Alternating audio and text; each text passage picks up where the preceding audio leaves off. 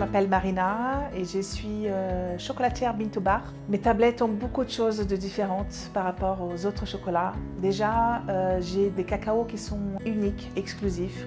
Je suis la seule à les utiliser en France. 100% cacao brésilien. Le cacao brésilien, il est globalement assez fruité. Mais on peut trouver des terroirs où le cacao est un peu plus floral ou un peu plus terreux. C'est toute la richesse d'un grand pays comme le Brésil qui travaille en agroforesterie, souvent en respectant l'identité de chaque cacao.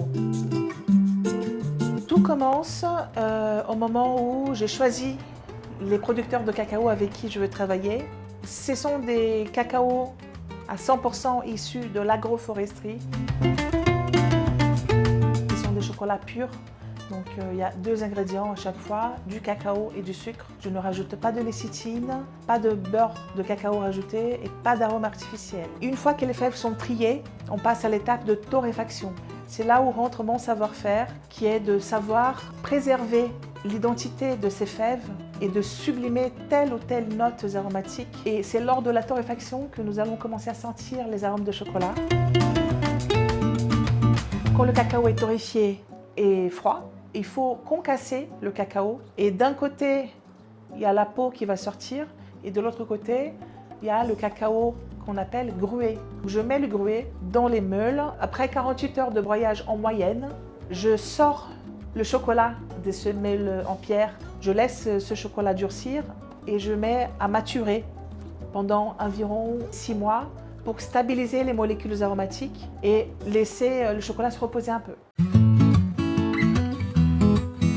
Après la maturation du chocolat, je prends ces blocs de 4 kg pour faire fondre. Et là, c'est l'étape de la pré-cristallisation ou du tempérage. C'est à ce moment-là que le chocolatier commence à travailler. Donc on prend le chocolat tempéré et une fois que le chocolat est fondu, il faut qu'il récupère sa forme naturelle, qui est solide. Le beurre de cacao, il est solide à température ambiante. Donc je mets mes moules dans le réfrigérateur 5 minutes, le temps que le chocolat durcisse. Et après, on va démouler ces tablettes. Et une fois que nous avons démoulé la tablette, il faut attendre que le chocolat arrive à température ambiante pour pouvoir emballer.